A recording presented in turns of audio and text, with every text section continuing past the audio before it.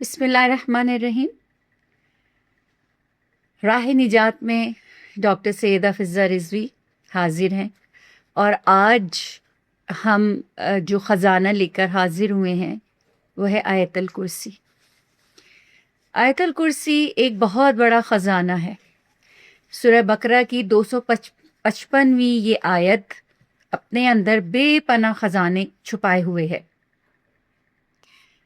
यूँ तो आयतुल कुर्सी हम बहुत पढ़ते हैं, हर वक्त पढ़ते हैं, लेकिन जैसे कि मैं एक तकरार कर रही हूँ आप सबसे कि देखिए कुछ भी पढ़ें, जब तक कि हमारी ज़बान पाक नहीं होगी, हम खुद पाक नहीं होंगे, हम पर कोई चीज़ असर नहीं करेगी। तो कोई भी अमल, कोई भी वजीफ़ा करने से पहले अपने अंदर वो मजबूती पैदा कीजिए, वो मजबूती जिसे किरदार कहा गया है, किरदार की मजबूती। आयतुल कुर्सी पढ़ने के बेपनाह फ़वाइद हैं, बहुत ज़्यादा फजीलत रखती है आयतुल कुर्सी।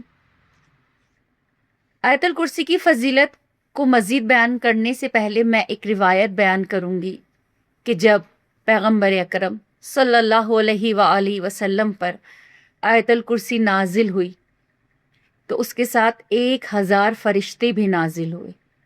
और बाज़ रिवायात में हमें ये भी मिलता है कि जब अल्लाह के हबीब आयतुल कुर्सी को पढ़ा करते थे तो मुस्कुराया करते थे। उसकी वजह यही थी कि आप कहते थे कि जो शख्स आयतुल कुर्सी पढ़ता है उसके साथ साथ वो 1000 फरिश्ते उसके लिए इस्तग़फ़ार करते हैं। तो सोचिए कितनी बड़ी फजीलत है आयतुल कुर्सी की। आयतुल कुर्सी को जब भी पढ़िए यकीन और अक़ीदे के साथ पढ़िए। ये अपने अंदर बहुत सारे इसरार रखती है, जिसको अगर हम वन बाय वन देखें इस मखसूस और महदूद वक्त में, तो ये आयतुल कुर्सी ज़हन को तेज़ करती है कि अगर एक तालिब इल्म आयतुल कुर्सी को पढ़े तो उसका ज़हन तेज़ होगा। और बाज़ रिवायात में हमें ये भी मिलता है कि आयतुल कुर्सी पढ़ने से जिस्म की हर रूहानी बीमारी दूर होती है। देखिए, रूहानी बीमारियां ही हैं जो असल में इंसान को बीमार करती हैं, हमारे जिस्म में ज़ौफ़ पैदा करती हैं। तो कोशिश करें हम यकीन के साथ आयतुल कुर्सी पढ़ें ताकि हमारे जिस्म से वो रूहानी बीमारियां दूर हों कि जो असल में हमें और आपको बीमार करती हैं। तो एक और फजीलत कि आयतुल कुर्सी पढ़ने से जिस्म की बीमारियां दूर होती हैं, खासकर रूहानी बीमारियां। और आयतुल कुर्सी को हर नमाज के बाद भी पढ़ने से दुआ कबूल होती है। नमाज भी कबूलियत का शर्फ हासिल करती है और दुआएं भी बहुत कबूल होती हैं। आयतुल कुर्सी, जैसा कि मैंने कहा, कि बेपनाह अपने अंदर इसरार रखती है। ये कोई आम सूरत नहीं है। अगर आप इसको अपनी हाजत के लिए भी पढ़ेंगे, वो 5 मरतबा जो हम हर नमाज के बाद पढ़ रहे हैं वो तो एक अलग फजीलत है, लेकिन अगर आपकी कोई हाजत है तो आप उस हाजत के लिए भी आयतुल कुर्सी को 3 मरतबा पढ़िए और फिर बारगाह रब्बुल इज़्ज़त में अपनी हाजत तलब कीजिए, तो परवरदिगार आलम आपकी हाजत को कबूल करेगा। लेकिन अव्वल आखिर दुरूद ज़रूर पढ़िए कि दुरूद भी मुस्तजाब दुआ का बाइस होता है। और फिर बहुत सारी रिवायात में हमें ये भी मिलता है कि जिस घर में आयतुल कुर्सी ज़्यादा पढ़ी जाती है उस घर में खैर व बरकत नाजिल होती है। खैर व बरकत क्या है? खैर व बरकत किस चीज़ का नाम है? देखिए, खैर व बरकत से मुराद क्या है कि परवरदिगार आलम उस घर पर अपनी रहमतें नाजिल करेगा। रहमतें यानी उस घर से झगड़ा, फसाद, आफात, ये सारी चीज़ें दूर होंगी जिस घर में कसरत से आयतुल कुर्सी की तिलावत की जाएगी। और जो बच्चे रोते ज़्यादा हों, बाज़ बच्चे बहुत रोते हैं, माँ बाप को बहुत तंग करते हैं, कहीं रास्ते में रो रहे हैं या घर में रो रहे हैं। अक्सर औक़ात ऐसा होता है, सफ़र में हमें ऐसे अफराद मिलते हैं कि जिनकी गोद में अगर छोटे मासूम बच्चे हैं तो वो बहुत रो रहे हैं, और घर में भी बाज़ औक़ात ऐसा होता है। तो उसके लिए भी मासूम फरमाते हैं, छठे इमाम से रिवायत है कि बच्चे के कान में आयतुल कुर्सी को पढ़िए اور پھر بچے کی آنکھوں کو دیکھتے ہوئے آیت الکرسی پڑھیے. یعنی پہلی مرتبہ اس کے کان میں پڑھیے، سیدھے کان میں، اور پھر دوسری مرتبہ بچے کا چہرہ دیکھتے ہوئے اور خاص کر اس کی آنکھوں میں دیکھتے ہوئے آیت الکرسی کی تلاوت کیجیے، اور پھر اس پر دم کیجیے اس کے سینے پر. تو بچے سے یہ رونا ختم ہو جائے گا.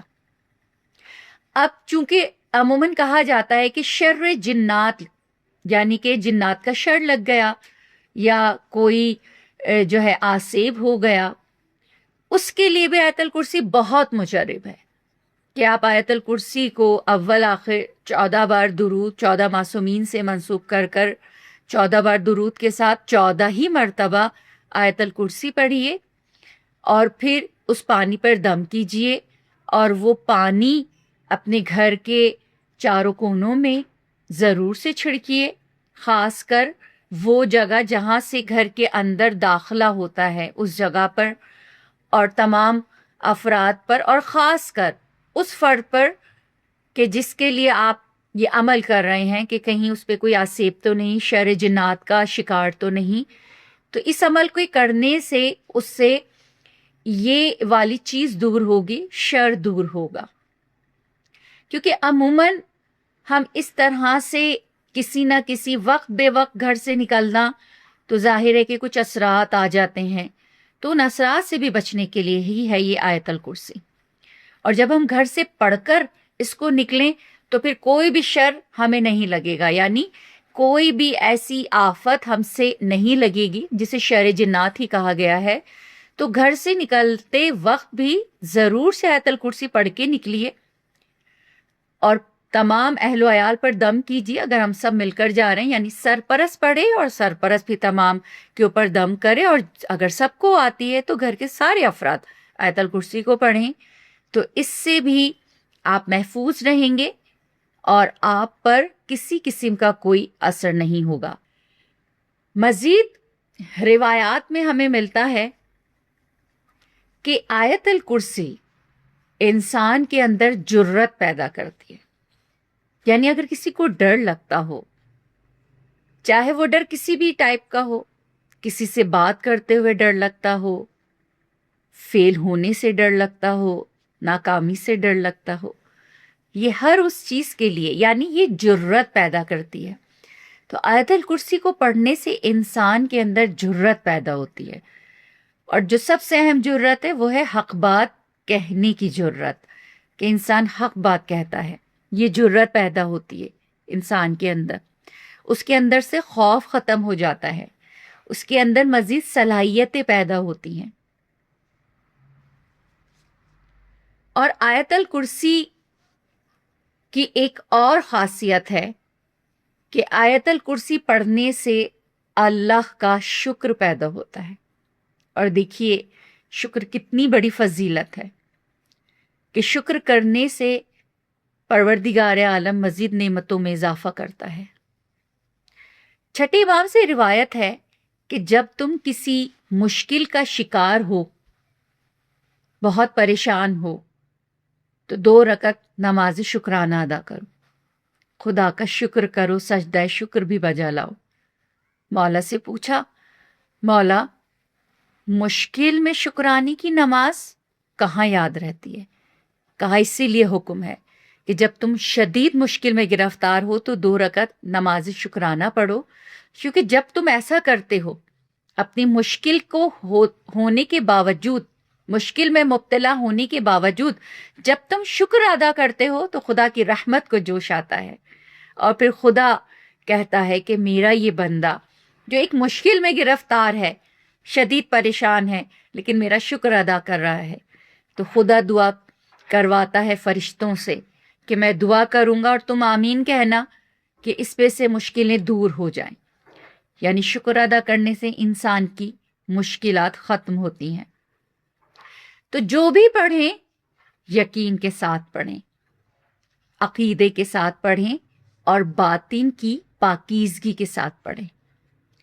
مزید وظائف کے ساتھ اگلے سلسلے میں راہ نجات کے پھر حاضر ہوں گے. اجازت دیجیے، خدا حافظ.